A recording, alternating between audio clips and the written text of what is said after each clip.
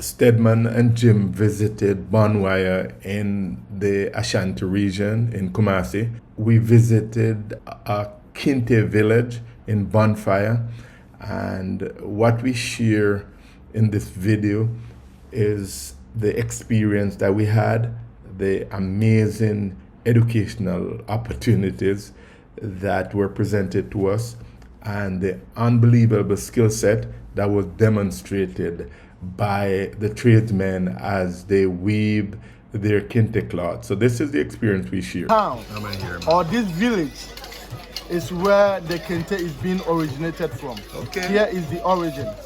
You know, history says kente was brought by two brothers called Kwegu and Ameyao.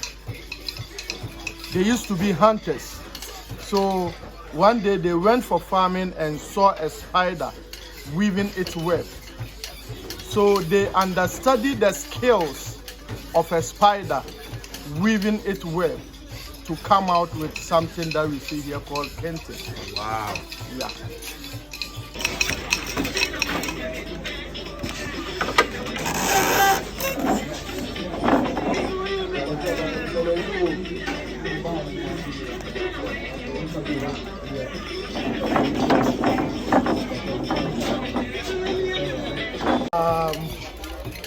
You are welcome to Bonwire Kente Weaving Center.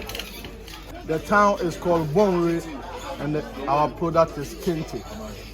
So if we say Kente, Kente is a hand weaving cloth. It doesn't deal with any electronics, as you can see us doing. Yeah. All manual. Yeah. And you see, we have three main types of the weaving. First, we have single weaving. Second, we have double weaving.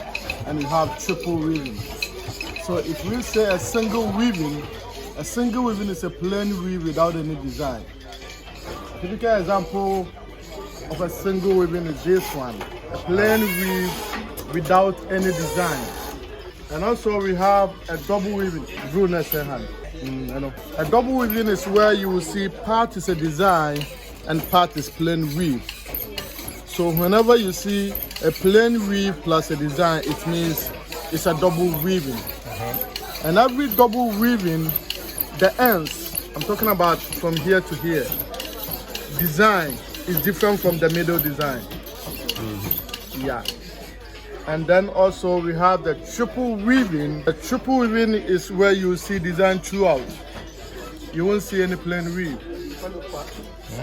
Yeah, it's designed throughout. And every kente is done by a strip like this one. And after that, we join them together to get whatever size that you want. Normally, ladies will need 6 yards. And then men will need 10 yards for wrapping. For the wrap? Yeah. You know, traditionally, men will need to wrap. And then ladies will do the dress or sew into a dress. Right. Yeah. And then this machine here is called a loom. Loom. Yeah, a loom. That's L-O-O-M. M. Yeah. And if you visited the loom and if you want to identify if the person is weaving single, double or triple, it all depends on this one here called headers. We have the main headers, and we have these two are the pattern headers. These two will help me do the patterns, this and this. Okay, so these do the patterns. Yeah. And that's the head. And this one will help me do the single part. Okay. So with a combination of all these three will help me do any type of design that I want. And also we have this one here called headers. What's that called? A beater.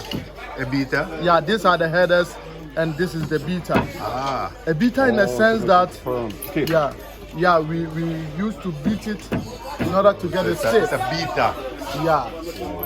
Yeah. In order to get it stiff or tight. Yeah. And then we have the shuttle and then the bobby that contains the yarns. Okay. And in terms of weaving, if I'm to weave, let's say a single weaving, A single weaving is for a beginners. You know, before you will become a weaver, you have to pass through the single stage. And if you master the single stage, you move to the double. And if you master the double, you move to the triple. So let's say if I'm to weave a single weaving, I will use the shuttle only. I will use this one only because it has no design. So you see the headers is being joined to my feet. See, it's like a paddle. The paddle is being joined to my toes. So whenever the shuttle is in my right hand side, I have to press my left leg down. You see, it is in my left hand side, left leg down. I press it down, and it gives me a space in between the warp thread. You see, there is a space here that I will throw the shuttle in between the yarns, catch it the other side, then I will beat it like that. Then switch to right leg, throw it, beat it with a beater. See? So it will go like this: left, right, left, right. See? So that is how it is. And also, Kente got about thousands of the designs, and they all have their meanings. Every Kente design that you see have a specific meaning given to it. You know, Kente can be named after a person. It can be named after an event. It can be named after a proverb. Let's take this one for instance. Obama visited Ghana. We wanted to honor him, so we made a 9 design and name it after him. So up to date, that cloth is called Obama cloth. Oh, yeah, and specially made for him. Yeah, and Bill Clinton was in Ghana. We honor him with one special pattern, and we call it Bill Clinton. And also, we have one that says Fatia befits Nkrumah. You know, Kwame Nkrumah is our first president, and his wife is Fatia from Egypt. So when Ghana gained independence, we wanted to honor both of them.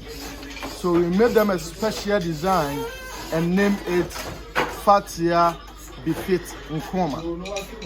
Yeah. And also we have one says, good days ahead of you. It's a proverb. We have such is life. We have 2 hairs are better than 1. They are all proverbs. Yeah. So Kente got about thousands of the designs, and they all have their meaning. Yeah. So that is how it is. And this is the one specially made for our first president and his wife, Fatia befits Nkrumah. Okay. It's well-known Kente. Yeah. So the next time you purchase some Kente cloth, it would be helpful if you know the meaning behind the design, because each design has a special meaning.